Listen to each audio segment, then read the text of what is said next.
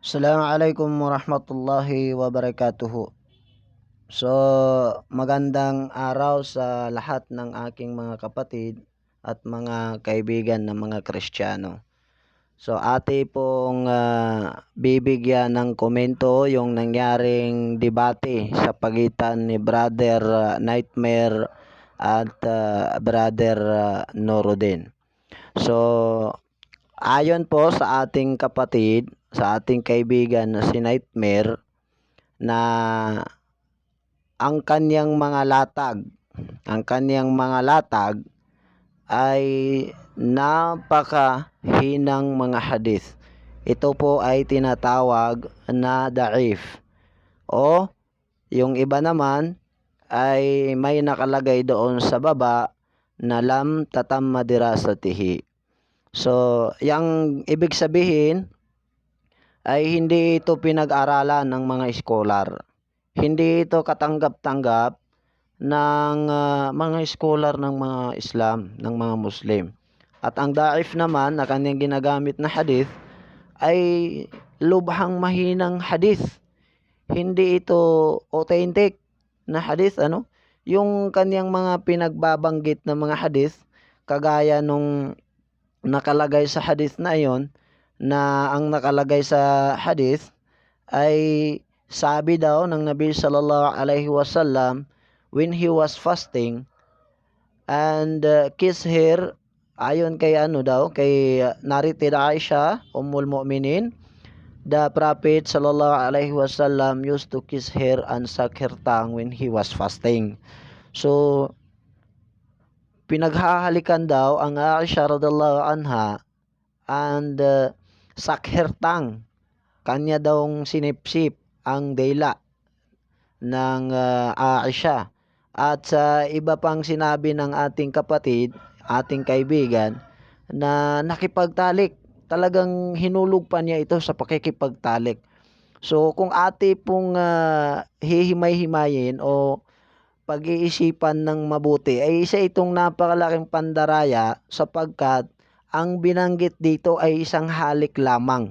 Halik lang, walang pagtatalik na nabanggit, pero ang pinapalabas ng ating kaibigan ay pagtatalik. At ang hadith na ito ay ang hakam, ang hatol sa hadith na ito ay da'if. Da'if, ayan po, makikita po natin dyan sa bandang baba na ang hadith po na iyan ay isang da'if. At yung isang binigay naman niya, yung patungkol sa pinagpapatay na mga matatanda, ang nakalagay naman dito na hatol sa hadith na ito, ayon kay Albani, ay lam tatamma dirasatihi. Hindi ito pinag-aralan ng ating mga scholar. So ngayon, halatang halata na upang patunayan na ang propeta Muhammad sallallahu alaihi wasallam ay hindi sugo ng Allah subhanahu wa ta'ala o ang Diyos na siyang tagapaglikha, ay gumagamit sila ng mga hadith na ang hatol nito ay isang da'if, isang mahinang hadith. So ipapakita po natin ang mga ibig sabihin ng da'if at saka yung sinabi doon na lam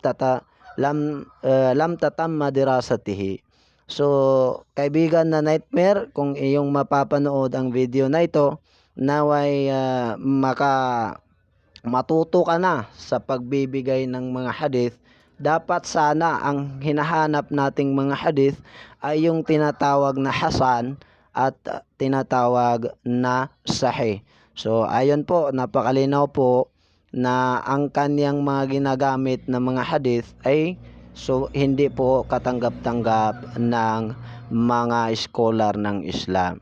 So, wala sa Islam naman po, napakalinaw po yung mga latag ng ating kapatid na si Brother Nuruddin patungkol kung papaano niya pinabulaanan si Pablo. So, ayon po sa nangyari sa debate, ay hindi po ito napawalang bisa o hindi napatunayan ng ating kaibigan na si Nightmare na si Pablo ay talagang sugo ng Diyos o talagang apostol ni Jesus Christ.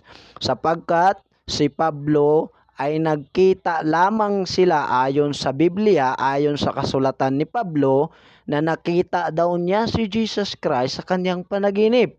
So ito po ay hindi katanggap-tanggap upang siya ay maging apostol. Ni anino ni Pablo o anino ni Kristo ay hindi nagkita. So papaano naging apostol po si Pablo kung gayoon?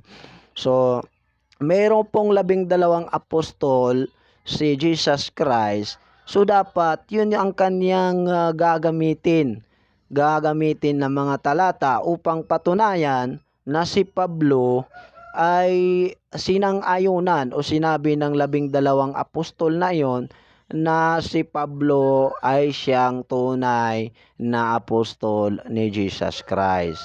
So kapatid na Nightmare, papaano mo sinasabi na ang Pablo mo ay siya ang mas tunay na sugo kaysa kay Propeta Muhammad sallallahu alaihi wasallam, na ang Propeta Muhammad sallallahu alaihi wasallam ay mismo ang Diyos ang nagsasabi na siya ay sugo ng Allah, pero ang iyong Pablo ay nightmare lang pala niya si Jesus Christ. So brother Nightmare, naway matuto ka na kung paano makipagdebate, at sa susunod po kapatid na Nightmare, huwag ka namang tumakbo para matapos yung debate. Kasi naway makagawa ka ng paraan upang ipaliwanag ang iyong pagtakbo sa debate ninyo ni Ustad Norodin. Okay? Binabati ko ang lahat ng mga nakikinig at nanood ng video na ito. Nawa po'y bigyan tayo ng gabay ng Diyos tagapaglikha na makita natin ang tunay na relihiyon at tunay na aral. Assalamualaikum warahmatullahi wabarakatuhu sa mga kapatid kong Muslim.